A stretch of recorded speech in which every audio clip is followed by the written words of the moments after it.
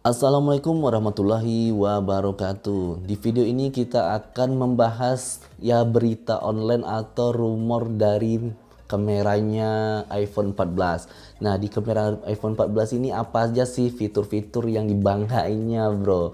Nah, jadi saya akan jelasin rumor tersebut atau isu-isu tersebut atau berita online tersebut ke kalian, oke? Pertama, autofokusnya sekarang lebih besar. Nah, jadi iPhone 14 itu autofokusnya saya nggak tahu juga sih apakah titik fokusnya itu ditambah di setiap layarnya atau fokusnya itu diperbesar. Nah, tapi dari media online seperti Detikcom, seperti banyak situs online iPhone yang lain itu katanya itu lebih besar sih. Apakah itu berpengaruh kepada objek yang terlalu jauh, karena semakin besarnya semakin jauhnya kamera ya fokusnya juga susah kan. Nah, mungkin ya kita lihat aja besoknya. Nah, rumor yang kedua yaitu kamera depannya itu lebih besar. Jadi ya kalau biasanya kita selfie itu cuma bisa lebih dekat, harus dekat, tapi ini sepertinya ketika kita udah menjauhinya itu mungkin kayak wide gitu ya. Paling kayak biasanya kalau kita foto dari depan ya cuma gimana ya, harus dari ini masih kebanyakan muka kita daripada belakangnya. Nah, mungkin ketika udah sedekat ini mungkin di belakangnya jadi wide, jadi kamera depan itu lebih penuh gitu. Nah, semoga aja ya, karena kalau ya seperti itu ya kita nggak perlu jauh-jauhin tangan kayak gini, cuma dekat ini udah kelihatan belakangnya, ya nggak?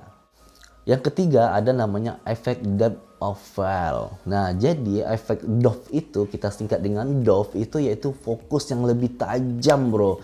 Nah, jadi mungkin ya biasanya fokus itu kita dengan jarak 3 meter itu udah nggak bisa lagi fokusnya, itu udah menjadi wide jadinya. Nah, kalau dengan teknologi depth, dengan ditambah teknologi depth itu dengan objek yang 3 meter atau 2 meter itu lebih fokus, lebih jelas detail. Nah, ini yang saya dapat dari media online. Nah, mungkin kita akan lihat lagi ya. Kalau ya seperti itu, wah lumayan dong iPhone 14 dengan budget segitu ya nggak rugi-rugi amat kan.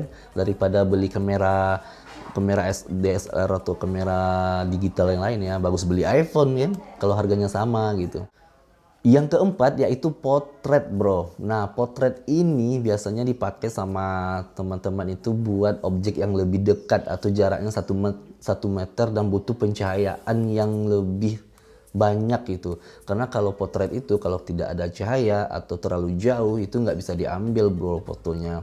Nah, mungkin ya kalau yang kita lihat ini di berita online bahwa kalau potretnya itu lebih detail, lebih tajam. Nah, kalau bayangan saya mungkin itu dengan mungkin jaraknya ditambahin lagi dengan jarak seperti lensa fix mungkin ya, atau seperti lensa fix. Jadi kalau lensa fix itu kan jarak 3 meter masih kelihatan blur belakangnya.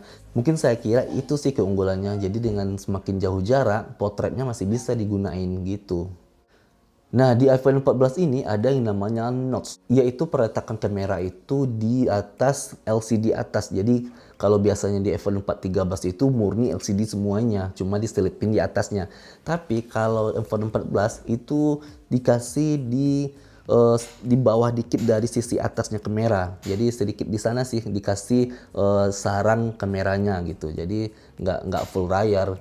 Dia tetap full layar, cuma dikasih titik di bawah sisi atas bodinya gitu.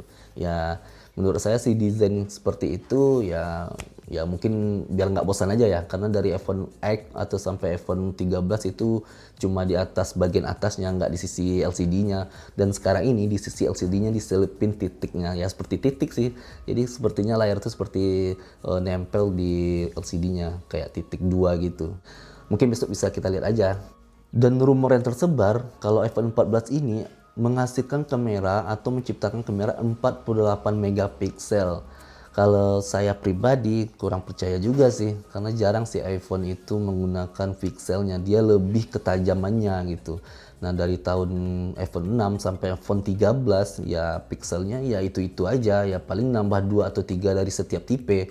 Tapi ya mungkin kalau ya 48 piksel, ya kalau Android sih udah lama ya 48 piksel, malah ada yang 60 megapiksel.